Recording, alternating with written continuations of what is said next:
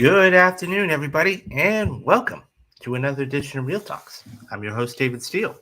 I hope everybody had a long weekend and enjoy themselves. And I just want to say thank you to all of our veterans, and you know, thank you for your service. I know you guys don't get um, the just that you do. And it's only one day out of the year. We should be thanking you 365 days out of the year. Um, but hello, Coco. I hope you had a great weekend. Yeah, so I didn't do a show yesterday because I felt like it was, I had some things to do and I had, some other stuff. But nonetheless, we have a lot to get to today. And as I said, I hope everybody had a great weekend. So let's just jump right in. So, as we know, there was a little movie over this extended weekend. Okay. And I'm talking about The Little Mermaid. So this has been Disney's fourth or fifth live action remake. So when you go back to um, some of the other ones they've done, I mean, um, we're talking about Beauty and the Beast, we're talking about Dumbo, we're talking even about the Jungle Book. Um, nice. So you're gonna see Spider Verse. So I have to watch the first one tonight, and I'm going to be going to see Spider Verse on Thursday. So very cool, very cool. Um, so definitely.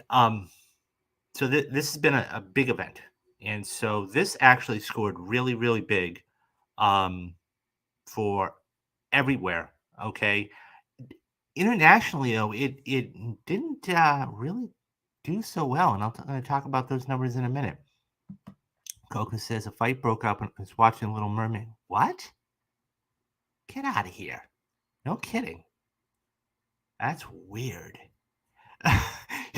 You'll have to tell me more about that a little later. That I definitely want to hear about that story. Um, but yeah, so let's just jump right into the article. So this comes from the THR, and it says that Little Mermaid swims to $118.6 million debut, Memorial Day debut. The Little Mermaid is swimming laps around the competition this Memorial Day weekend at the Memorial Day box office. Disney's live-action remake of the iconic animated film is headed for an estimated four-day debut of $118.6 million, the holiday's fifth largest opening of all time. According to final weekend actuals, the three-day actual gross is estimated at $96 million. On Saturday, the film looked like it was going to earn north of $120 million, but over the long weekend, but the domestic estimates shift. Overseas, Little Mermaid started out with a disappointing 68.1 million from 51 markets and a projected global launch of 186.7 through Monday. The pic drowned in China, opening to 2.5 million. So anybody who doesn't know, China is the largest box office market in the world. Box office pundits say the social media campaign protesting a black actress being Ariel could have had an impact in Asian markets and elsewhere. In North America, The Little Mermaid earned a promising A cinema score. It is the first 2023 tentpole to target females, which made up 68% of the ticket buyers. The film is also drawing an ethnic diverse audience, 35% of which were African American, followed by 33% being white, 23% being Latino, and 9% Asian or other. Black moviegoers over-indexed in a big way, while white moviegoers under-indexed. Rob Marshall directs the live-action adaptation. The new Little Mermaid stars Halle Bailey as Ariel, the spirited young mermaid who makes a dangerous deal with the evil sea witch Ursula in order to experience life on land and meet the dashing Prince Eric. The pack, however, poses a great risk to her father's watery kingdom. Bailey's performance as Ariel has drawn praise from critics amidst a racial backlash among social media commentators, protesting the cast of a black actress in the title role. Disney insiders don't expect the protests to hurt the film in North America, but agree the backlash could be impacting the film's performance in certain markets overseas. This cast also stars David Diggs, Awkwafina, Javier Bardem, and Art Malik, along with Jason Townley. Last year's Top Gun Maverick scored the biggest Memorial Day opening of all time with $160.5 million, followed by 2007's Pirates of the Caribbean at World's End at 153, 2008's Kingdom of the Crystal Skull, 151 million, and X-Men's Last Stand at 122.9. Pirates and Indiana Jones opened on a Thursday, so it isn't an apples-to-apples comparison. The Friday through Monday earnings of those two films were 139.8 million and 126.9 million, respectively. Universal's Fast X easily came in at number 2 as it crossed the $500 million mark at the global box office in the first 12 days of its release. The pick grossed $28.5 million for the 4 days and $22 million for the 22.3 for the 3 days, which represented a 66% drop from its opening weekend. Fast X will finish Monday with an estimated world haul of around 507.3 million after earning another 24.3 million internationally for a fantastic domestic total of just under 100 for just under $400 million. Disney and Marvel's The Guardians of the Galaxy 3, which is expected to cross the $300 million threshold in its fourth weekend, earning $25.3 million in the 4-day weekend. Universal and Illumination continues on with the Super Mario Brothers placing fourth in its 8th weekend, scoring $6.2 million for the 4 days. Okay, let's talk about this. That's an impressive opening. It really is an impressive opening. I had a very good weekend. Thank you, Dad. I took yesterday off because I was trying to clean some things up, and I got a lot to do coming up for June. I mean, we've got Spider-Verse coming out, and I was just reading the article from the THR about Little Mermaid and a bunch of other stuff, and we get some juicy stuff to get to. So, So basically, what ended up happening with this, as I said, this was one of the fourth or fifth, the fifth major film from Disney to do this. But it's interesting because this is, as it mentioned in the piece, this is the first film that's really for the female crowd, and 2/3 of it was female. This is really good. Underperformed a little. I was shocked when I read the article to see how much it really underperformed in China. That all being said, I think it's going to be fine. And the other thing too is you're going to have people to come out. Not everybody's going to be happy. And this backlash for Ariel, okay, Halle Bailey, it's always going to be there. Okay, you're always going to have people that say, "Oh, I don't like her because of such and such." That's not going to impact the film. This is where people, I think, have to be able to separate the art from the artist and just look at it as a whole. Don't look at it as, that person. Look at them, how they're performing for this role. And I think it'll be fine. And it's not a bad take. What blew my mind, okay, and Kevin says here, Little Mermaid will make more money domestic than, yeah, I can see that. Because, because of, it only made $68 million overseas, Kevin. You're right about that. And performing at 2.5 or $2.7 million, not good. And I think that even with this backlash, you're going to have, I've always said this, and you guys know this about me. It's never about the opening weekend. It's about the second weekend. And we would in the piece, they were just talking about how Fast 10 fell off a cliff, literally, okay, dropping 66%. It's going to be interesting. Now, speaking of, on the flip side of the coin, okay, you have Guardians of the Galaxy. So let's talk about this real quick. Guardians of the Galaxy made almost $27 million, $26 million in its third weekend. It's approaching $300 million domestic. So this is one of those films that could really carry over. Now, I don't see this doing great business against Spider-Verse and everything. We're now starting to get in the thick of it, right? We are now starting to get in the thick of things because now next week, okay, we're going to have Spider-Verse come out. And now you're going to have 4 movies, okay? You're going to have 4 movies that are really going to be out there for everybody. You're going to have Guardians, you're going to have Fast 10, you're going to have Little Mermaid, and you're going to have Spider-Verse. This is when things start to get interesting. So um, I'll be very curious, and we'll probably talk about it next week about what the projections are going to be for Spider-Verse and how they're going to do it. And I think, look, I think Spider-Verse is obviously, I think it's going to win the weekend, but it's going to be interesting to see how much it, wins the weekend by, and what the second week drop off for um, Little Mermaid is. Because if this drops off like a cliff, okay, like a 66%, like Fast 10, then that's worrisome. Okay, usually you want somewhere in the neighborhood of 45 to 50%. If you can get that, great. I mean, the fact that Mario, I know I keep talking about it, guys. The fact that Mario made almost $7 million in its eighth week out, and by the way, you can get it on streaming, is still incredible. Anyways, guys, what do you think about the numbers for Little Mermaid, and just in general? What do you think about Guardians of the Galaxy holding at 27 million? Do you think it's going to do just the same amount next week? What do you think is going to happen throughout the month of May because we have so many movies? Let me know your thoughts down in the comments, and I'll get back to everybody.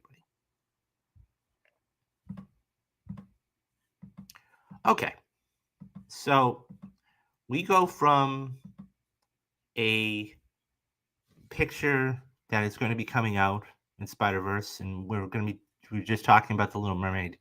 So I'm a 1980s kid, okay, and so I I love horror, but I'm a very old school kind of guy.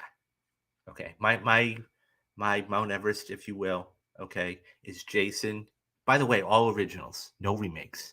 Okay, is Jason, Michael Myers, Freddy Krueger, and you can put anybody else in there. So this comes from Variety, but I won't say sad news. So anybody knows anything about horror, okay?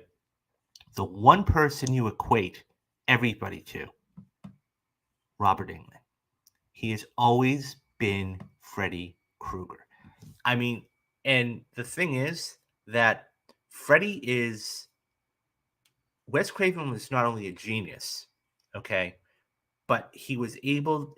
The stories behind it, I'm not going to bore you with it. You guys can look into it yourself, but it was genius. And he's had almost a 50-year career. And, so he is hanging up the moniker of Freddy Krueger. And this comes from Variety. And the piece reads Freddy Krueger actor Robert Englund on his 50-year journey, why he won't play Freddy anymore, and who he would get to play him. Robert Englund starred in one of the most revered science fiction series of all time. He's directed movies, voiced video game characters, and acted in scores of movies and television. But he's well aware that his legacy is playing horror film icon Freddy Krueger in 8 Nightmare on Elm Street films and a television series. An upcoming documentary, Hollywood Nights and Nightmares, the Robert Englund story, comes out June 6th, and it dives into Englund's unique silver screen journey of which he's self-facing. I know who icons are, he says. I'm not an icon. Maybe Freddy Krueger is, but I'm not. I'm just a character actor, a utility actor who's been very lucky. Perhaps the most surprising chapter of Englund's story happened early on when he was frequently adjacent to the 70s blockbusters.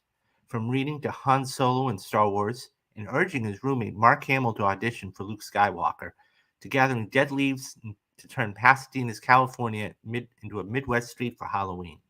Englund has got his big break as Willie in V, an Alien franchise which aired from 1983 to 1985.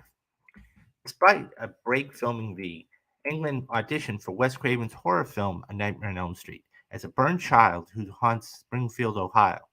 A low budget hit, sequel after sequel was greenlit, and Englund was pleased to see the horror genre get some respect as he continued the role. I felt it was a cultural shift that people recognized, he said. Horror is the punk rock of cinema in its own way. There was a recognition of pulp as a great ingredient in our cultural world. There's plenty of room for pulp and melodrama, and the door opened wider for the horror. England last played his signature character in a film in 2003's Freddy vs. Jason, which was horrible. Less than a decade later, Freddy was recast with Jackie Earle's Haley and playing his 2010 remake of the 1984 version Elm Street, which is even worse.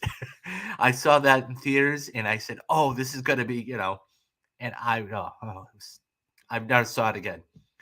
While it was a financial hit, films decried its series low, and another chapter was never made.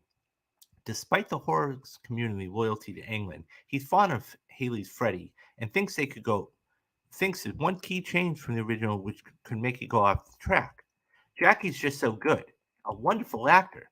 So I don't think it was that, he said. I've always thought that Freddy is being described as a child killer. So when they made Freddy a child molester in the remake, that's not what Freddy is, I don't think. By taking it to such a dark, dark place, there's no room for the personality of Freddy to be exploited. Speaking with England, it's impossible to not to wonder about the future of the franchise. Even though he said he never written any of the films, he had an idea about how to bring Elm Street back into modern times. You'd have to deal with technology and culture, he says. For instance, if one of the girls was an influencer, it would be interesting for Freddy to somehow haunt her subconscious and manifest himself, perhaps exploit everyone that follows her, which, by the way, I think would be really cool. Would he be willing to pick up the fedora again for the right script? I'm too old and thick to play Freddy now, he says. I just can't do fight scenes for more than one take. I've got a bad neck and a bad back and arthritis in my right hand, probably for holding up the glove. So I have to hang it up, but I would love to cameo. England's pick for a modern Freddy? He was wowed by a fan who mentioned Kevin Bacon as replacement. That's interesting, I gotta say. I know he respects the genre, and he's such a fine physical actor. He says, "I think that I think that in the silence and the way Kevin moves, it would be interesting." So I'm gonna get. So let me talk about it, and I'll get to something real quick. This is interesting. Um, so Metal, hello Metal, how are you? Hope you had a great weekend, Metal. Sony Pictures barely promotes Spider-Man and the Spider-Web. I mean, you know, I think give it time. I think they'll. I don't really think honestly. I really don't think they need too much word of mouth because they have. Um, they have everything they need. Um, yes, yes, Dad. That was the other one I was thinking of. Doug Bradley as Pinhead, and um, I, I love Hellraiser. I love Hellraiser. I think the 1980 Clive Barker was a genius with Hellraiser, and the whole thing behind that. He would be my fourth one, by the way. Doug Bradley, Pinhead. I would love to see Jason Blum secure the rights to make another Elm Street film. I know he explored it along with Friday the 13th. Yeah, look, Jason Blum is a phenomenal, phenomenal filmmaker when it comes to horror films. I didn't realize this until after I saw it, but The Black Phone was amazing. The Black Phone was absolutely amazing. So I thoroughly, thoroughly enjoyed that. But that being said, it's sad to see him go. I I love Nightmare on Elm Street. Um, and just the quirky one-liners and everything else. So one of the most famous one-liners, okay, he's got a couple, but one of the most famous one-liners is from number three. So that actually, so in in this person's dream, they dream to be a big movie star. Okay, and this is he said. So she was dreaming, and he says, "It's your big break in television. Welcome to prime time, bitch." And he just smashes his. I love the way they were able to do it back then, and it's just phenomenal. It's sad to see him go. I think that I don't know. I mean, part of me wants to see the whole series, the whole thing brought back, but once again, I'm old school. I mean, I think that you hit the nail on the head, Dad, with Doug Bradley. I think that's my four. I think it's Jason. I think it's Michael Myers. It's got to be Freddy Krueger and Pinhead.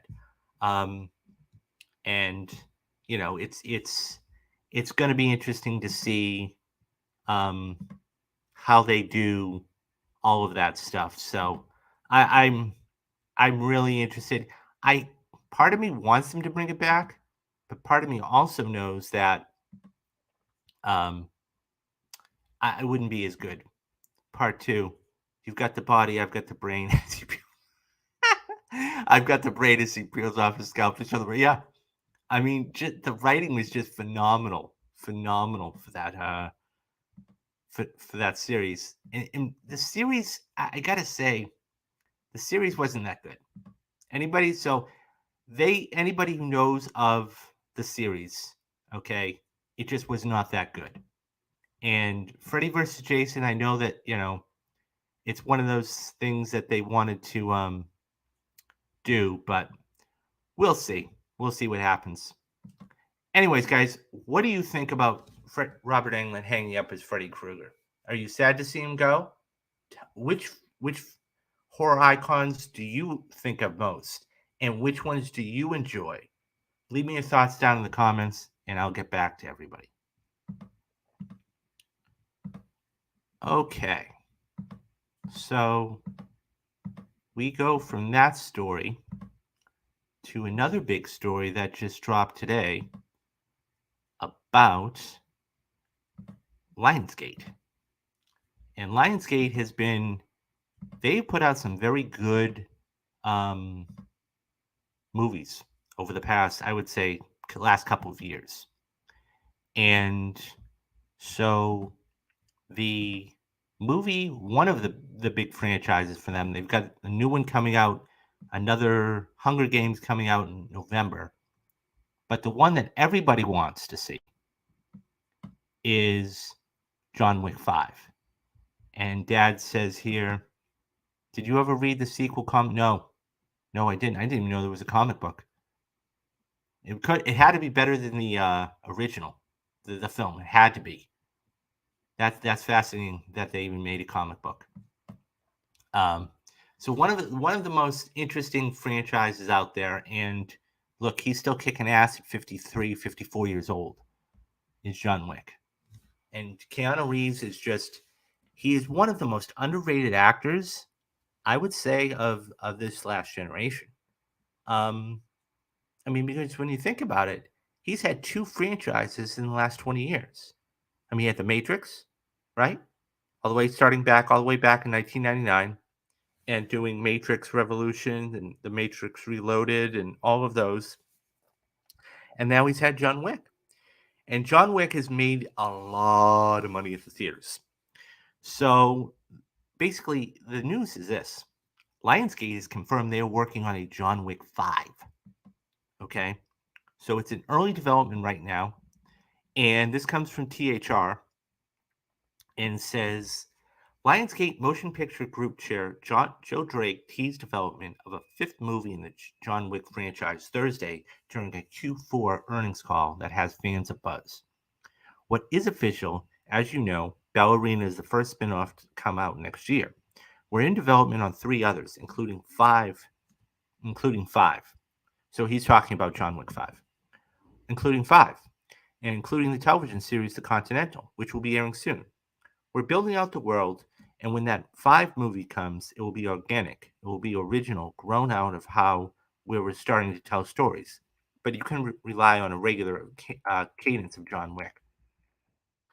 March 24th release of the Chad Stewart directed John Wick 4 was another hit for the Assassin franchise, starring Keanu Reeves, topping $363 million globally. Its success instantly raised questions about the potential for a fifth film that reps from the studio and the director himself agreed was on the table. It's very flattering for them to come back and, well, say we want more. But it's not just a cash grab. It's legitimately the audience is wanting more, he says. Following the release in an episode during the THR's Behind the Screen podcast. I think we all need that little bit of time to go. Let's see what's next. If Kiana and I, a few months from now, sit down at a whiskey bar in Japan and go, yep, we'll never do another one of those, then all of a sudden go, yeah, I've got a great idea. We're open to it. Now, here comes some spoilers for the fourth one in case you haven't seen it. In Chapter 4, with the cast starring, including Ian McShane, Lawrence Fishburne, Bill Skarsgård, and Donnie Yen, Wick uncovers a path to defeat the High Table. In defeating the High Table, a journey that sets in motion the events of the film and its climactic duel in Paris. The movie concluded with Mache's Winston and Fishburne's Bowery King standing at a grave bearing Wick's name. What really happened? We'll have to wait to find out. Okay, let's talk about this because I think it's one of those things where Keanu has range, very underrated. I enjoyed him in Knock Knock. John Wick is seriously, yeah, absolutely. I think for what it is, John Wick is just an amazing, amazing movie as far as visually and everything else. And once again, I concur with you here. Rest in peace, Lance Reddick, who unfortunately lost his life right after the release of the fourth film. And I believe they paid tribute to him. So, as I was getting at, they're in development for another one. And this isn't a cash grab either, as the director was saying. I think this could be really cool. Um, and it's one of those things where, ironically, I haven't seen it. I've heard everybody says, "You haven't seen John Wick?" No, I haven't gotten around to it. So that is something that I need to, put down the to watch list and everything else. And I think this is another great franchise for Lionsgate to come back and continue. I'll be honest. I mean, right now, not to say they don't have too much, but right now it's not the biggest things in the world. They have the new Hunger Games film coming out in November, but right now this is their bread and butter. And if Keanu wants to come back, fine. I have no problem with that. I mean, as I said before, he is um, one of my thoughts on Ballerina. So I actually haven't seen any of them. So I actually have to sit down and watch this. Now I know the premise of the first film is that his wife had bought him a dog, and the dog got killed. Somebody killed the dog. So he is, and I believe the wife died too.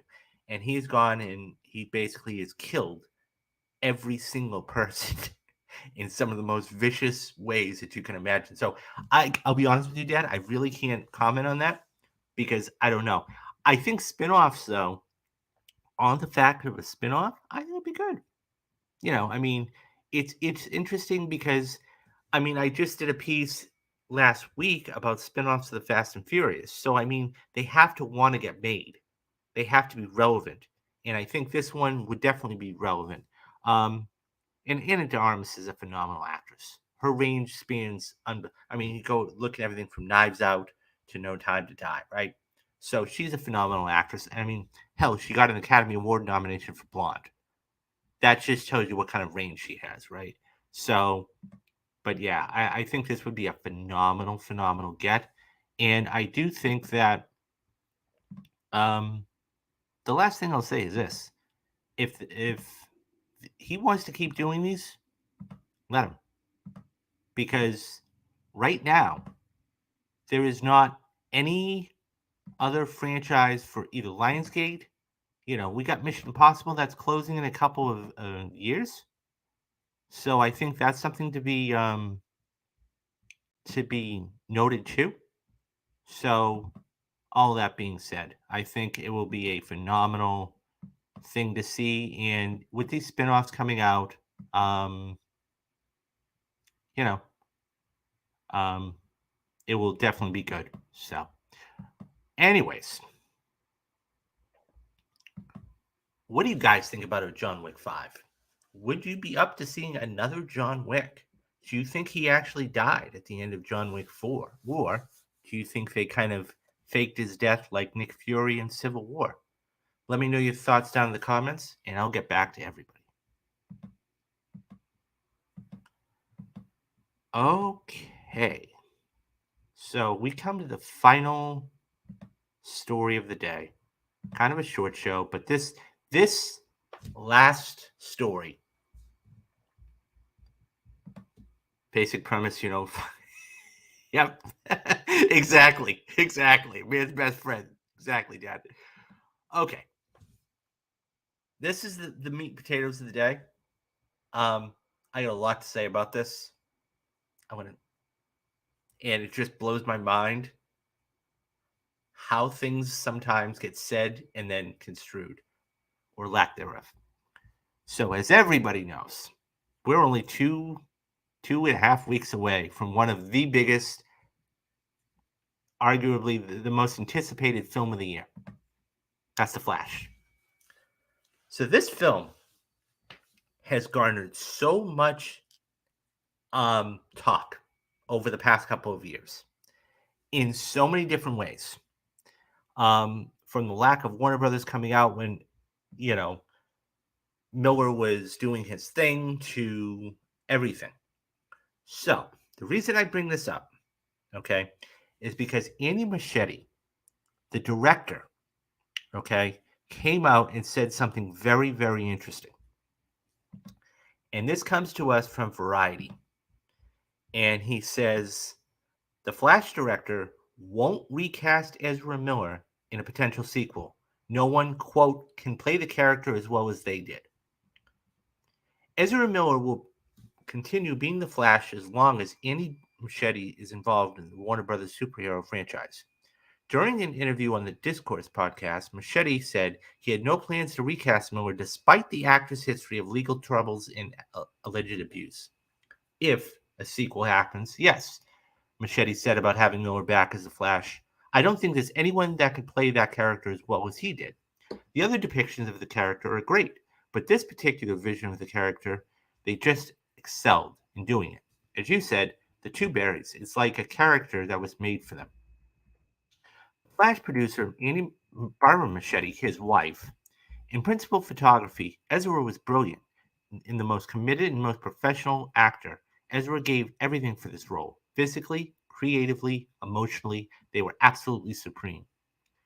Miller was cited in Vermont with felony burglary last year. In 2020, the actor made headlines after recording. A recording surfaced in which they appeared to be choking a woman outside a bar in Iceland. No charges were filed. The actor was also arrested twice in Hawaii last year, once for disorderly conduct and harassment. In the Hawaii incidents, Miller pled no contest to a single count of misdemeanor disorderly conduct and paid a $500 fine and $30 in court costs. The harassment charges were dismissed. Variety exclusively reported last August that Miller was seeking treatment for, quote, complex mental health issues, end quote, after going through, quote, through a time of intense crisis, end quote. I want to apologize to everyone that I have alarmed and upset with my past behavior, Miller said in a statement at the time. I am committed to doing the necessary work to get back to being healthy, safe, and a productive stage in my life. Given that Machete's The Flash was developed and filmed under the previous leadership at DC Studios, it's unclear or nor the Miller's tentpole starring gets a sequel or not. Surely, if big box office grosses will help. James Gunn and Peter Safran are now in charge of DC Studios, and their first slate announcement did not include any word on a second go-around for Miller's The Flash. The Gunn has already hyped the film, calling it, quote, one of the best superhero movies of ever, end quote. While Safran has said that Miller's future is on The Flash is dependent on their continued recovery. Ezra is completely committed to the recovery, Safran said in January, and we are fully supportive of that journey that they're on right now. When the time is right, when they feel like they're ready to have the discussion, we'll all figure it out what the best path forward is. But right now, they're completely focused on the recovery. And in our conversation with them over the past few months, it feels like they're making enormous progress. Warner Brothers unveiled The Flash in its entirety at CinemaCon in April. The tentpole earned strong first reactions from journalists in attendance. Andy Muschietti told press at the event, Ezra is well now. We're all hoping that he gets better. They're taking the necessary steps to recovery. They're dealing with mental health issues, but they're well. We've talked to them not too long ago, and they're very committed to getting better. The Flash production designer Paul Austenberry said earlier this month that moviegoers will, quote, forget, end quote, Miller's history by the time the movie opens. Thus, it won't be a concern for the movie.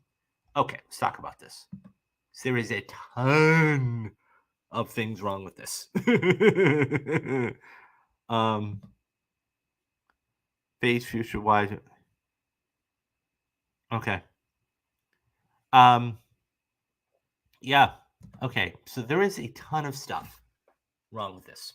And I gotta say, I'm a little taken aback by it, to be honest. Number one, okay. This is not his call. This is not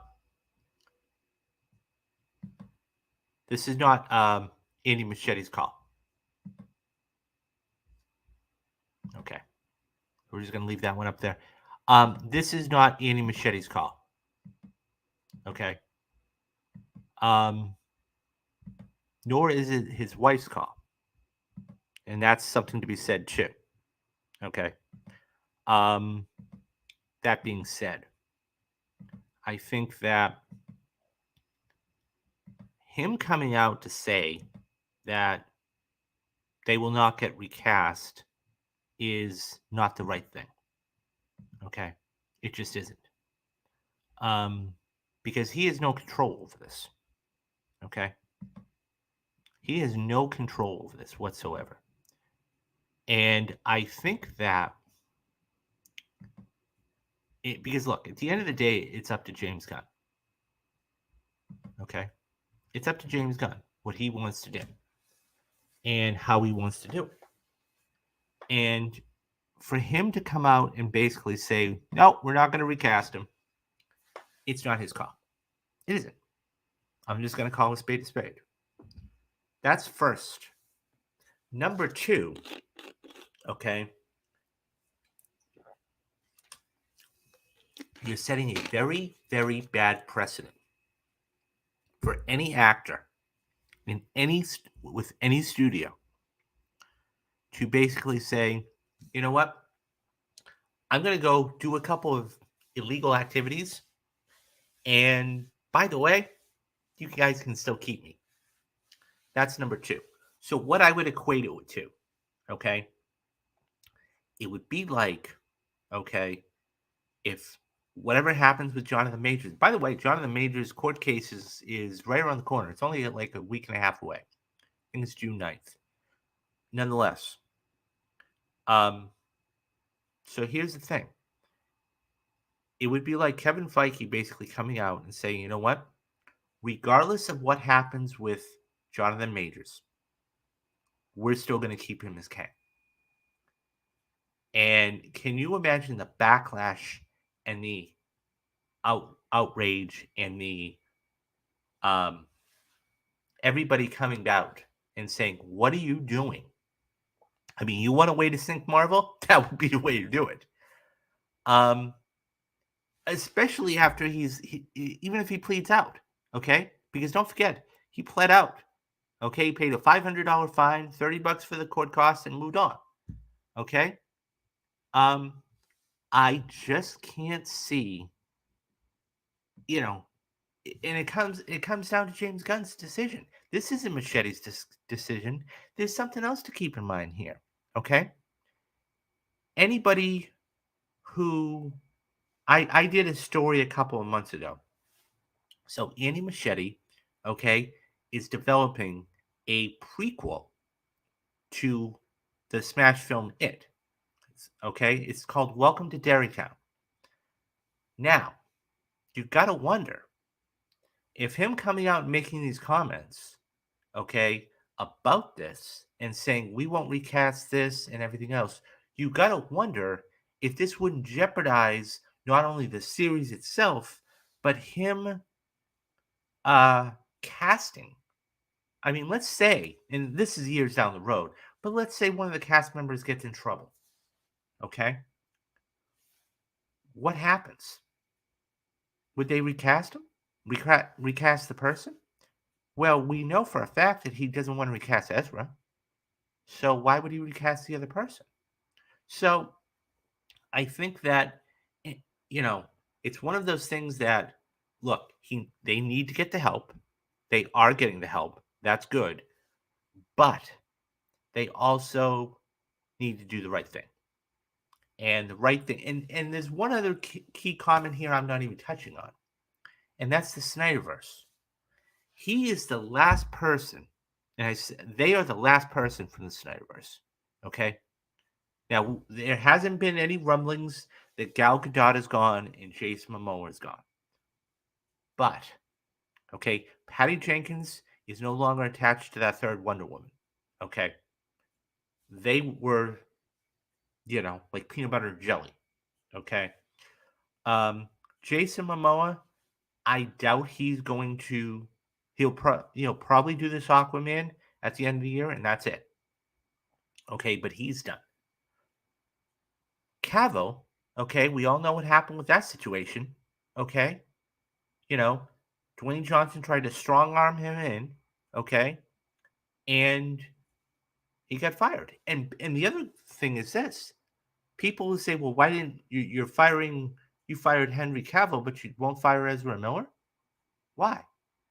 So there's so many different dynamics here and so many different layers. I think that now look, had he said this after the film was released, the end of the month, July 4th, that was understandable because the film was out. Okay. And everything and you know, but to say it before the film's going to be released when he doesn't have, and look, I get a director has a lot of things on his plate. Look, that's why they have casting directors. Okay. If you're casting, if you have three people to cast, A, B, and C, and they come back to you and say, okay, well, person A did this well, person B did this that well, and person C did the other thing well. I really want to go with person A. I think that they were the best ones, but it's up to you. They don't always go with the decision of that casting director. They could go with person C, and people go, what are you talking about? And subsequently, if it's a hit, they look like a genius. So, a lot of things wrong with this. A lot of things wrong with this. Excuse me. I think that if this had been after the film had been released, he said this, it would have been one thing. But I just it was the wrong thing to say. And look, it's not doing what Dwayne tried to do. I get that. He's not trying to strong arm anybody. But this isn't his game. He's just a pawn on the chessboard in the grand scheme of things. And I think that when you start to um, say things and make moves that are not representative of that particular brand, they'll drop you in a heartbeat. And I gotta wonder, like I said before, I gotta wonder if this is not going to have an effect on his other projects. So it's always fascinating to me when artists come out and say something. So Kevin says the Flash domestic. Yeah, I mean, I could see that. I could easily see that, Kevin. I don't know if he'll hit 100. It might. It depends. Really, honestly, to be absolutely honest with you, it's all going to depend on what um, Spider-Verse Transformers do. Indiana Jones no. Yeah, no. There's no. There's no way that. Look, as much as I like Indiana Jones and everything else, critics. First of all, Lucasfilm made a calculated risk by going to Cannes. Okay, and the other thing about it too was that it's got mixed reviews coming out of Cannes, and that didn't help matters. So you're not talking like a Top Gun Maverick or the Flash coming out of CinemaCon and everything else. This has been mixed reviews. I'll be sure if it makes $100 million. Look. Here's the thing. This opens the 16th. Indiana Jones opens the 30th. If this projections right now for the Flash are looking like 75 to 80 million, and that's on the high end. Okay, more like 70. If this can make $80 million opening weekend, that's a victory for them. But I've also said if it doesn't make 100, it's a failure because about the amount of time it's been out, okay? Or, when I say out, I mean publicity and everything else. And they spent over $200 million. So this is supposed to be a reset, a complete reset of the DC universe. Okay. So this is going to depend on. Now, I will say one thing. You're right about one thing. There is the same demographics. Those people that are going to go see The Flash, those people that are going to go see Transformers are going to go see Indiana Jones. So I would say I would be cautious in saying probably right around 85 to 90, maybe 100. If it makes 100, it's a victory. So um, I could see that doing, worldwide at the end of the weekend. I could see $200 million worldwide. So that being said, though, guys, the Flash here is this director kind of, in my opinion, kind of put his foot in his mouth because the fact is that he should have made these comments after, but at the same time, it's up to James Gunn. And that's what I think people have. But to say, "Oh, we're not going to recast Ezra Miller," you can't say that for a number of different reasons, as I explained. What if, let's just say hypothetically, what if they don't want to come back? What if they don't want to come back? There's a possibility there. Let's just say that they're like, "Okay, I'm done." Now you have to recast them. Okay? So, oh, I appreciate this. Thank you very much. Thank you very much, Meadow. I appreciate that. I'm gonna do something special for you. I'm gonna get something for you, and we'll figure something out for you. I appreciate that. Thank you very much. Thank you very much. Um, yeah, I'm blown away. Thank you. We'll we'll we'll figure something out for you. I promise. Um, but oh, thank you. You're making me. Oh, thank you very much. I try. I try. I'm I'm just trying to pick up and do this. And thank you very much. I appreciate that. And see, you know what though? This is why I do this for you guys. I don't do this for me. I love movies, sure. I love cinema. I love the bit, but it's for you guys. So, last thing I'll say is, what do you think about this news about the Flash, guys? Oh, you guys are too nice. Okay, what I'm gonna do is, yeah. Thank you very much, both of you. Um, what do you think about the Flash, guys? What do you think about Andy's comments, and should he have made them? Leave your thoughts down in the comments, and I'm going to get back to everybody. Okay, guys, I am just overwhelmed. Thank you from the bottom of my heart. Well, I'm going to figure out something good for you guys. I promise. I promise. I got, you know what? I got a couple things I have in mind. Thank you very much. Um, So, and that's the thing. Like I was saying earlier, I do this for you guys. I mean, I know, and you guys are loyal. Um, I agree with you about the Flash comments. I agree, but we'll see what happens. I don't think there's going to be any repercussions. So it is what it is. But I want to first of all, I want to say thank you because you guys are. I know this is small and it's everything else, but James Gunn doesn't like someone speaking. Oh no, I totally agree with you, Dad. Totally agree with you because the thing is that he is one of those. I mean, look, I follow him on Twitter, and he is. I've always said this about James Gunn. He is the most vocal, transparent studio head you'll ever hear in your life. He'll shut down rumors. He'll say what he's doing. He'll show the people the process and everything else. And no, I totally agree with you. I think Ezra is done. I think I don't. Machete, look, he has this thing at Warner Brothers, as I said, coming out called Welcome to Derry. It's supposed to be a prequel to um, the It franchise, the one that came out a couple of years ago. I'm really kind of curious to see how that's going to go. Maybe we're talking about the origin of Pennywise. That's a possibility. But I'm curious to see if that's going to have any impact on that. But I don't know. So we'll see.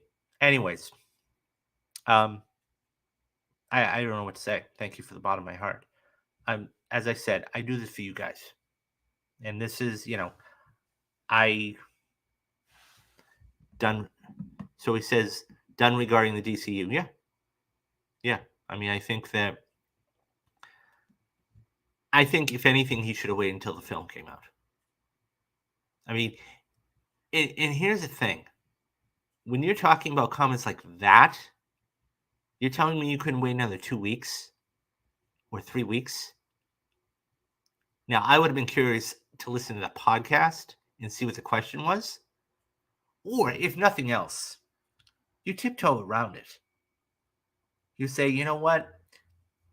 I'm not sure if so. They said, would you cast Ezra, recast him? Like, you know what?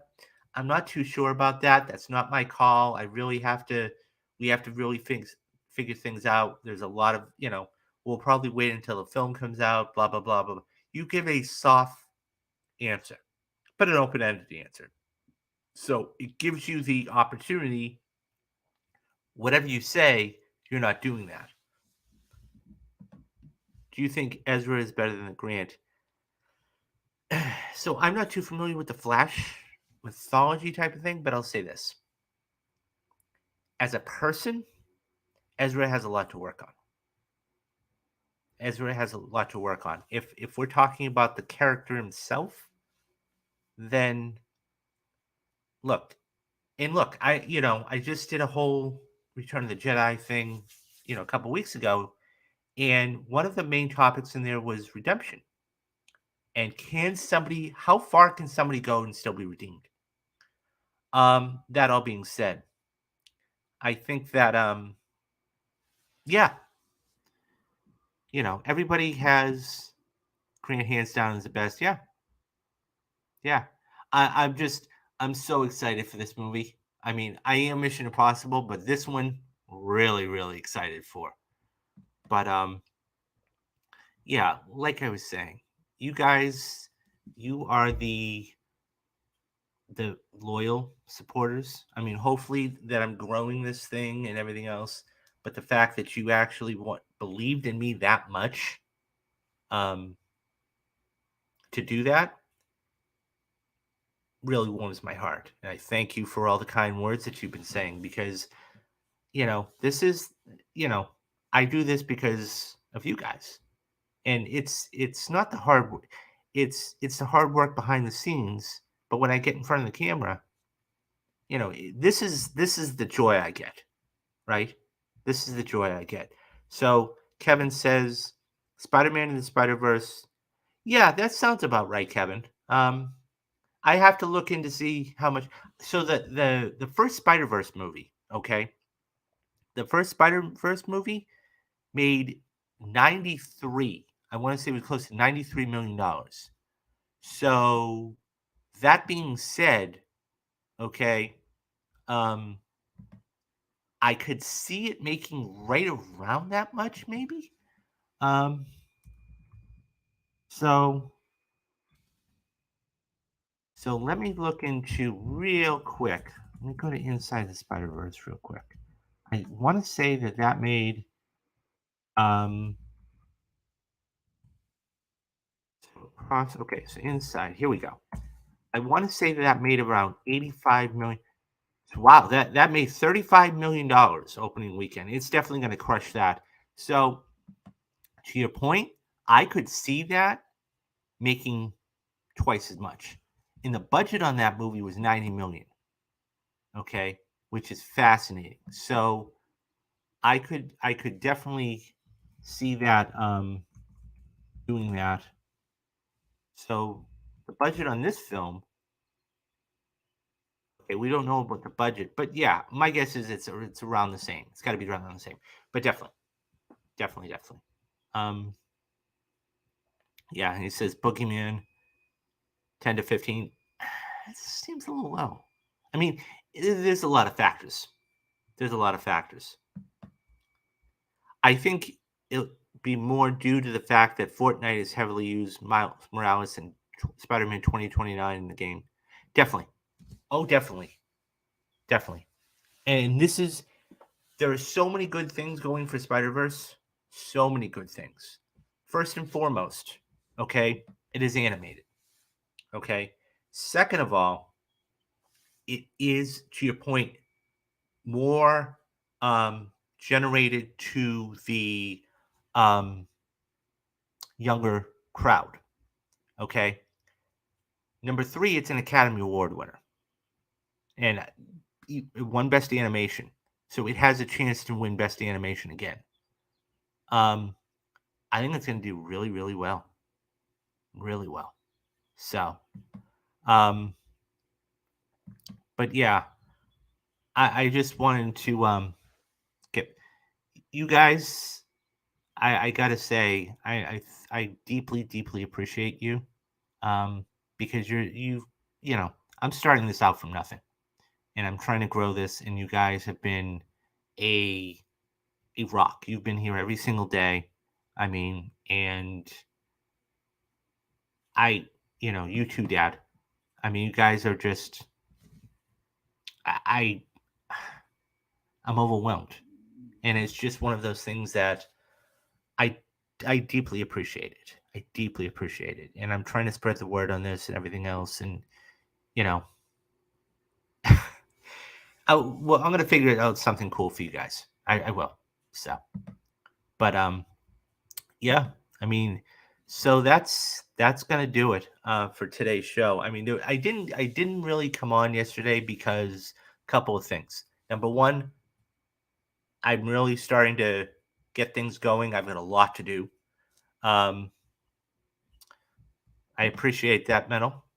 I appreciate that. And then, the thing is, ever since, and I don't know if anybody ever watched him, you guys watched him, but since that whole John Campia thing happened, I mean, I was doing this and I really followed his template and I was really trying to, you know, do this because I can, right? Um, but yeah, so anyways, thank you from the bottom of my heart. Um, so a couple of things, guys. Important things. Number one, I've been continuing to put up the podcast. Okay. Um, let me do this right now. I'm going to bear with me real quick. I'm going to go to Spotify.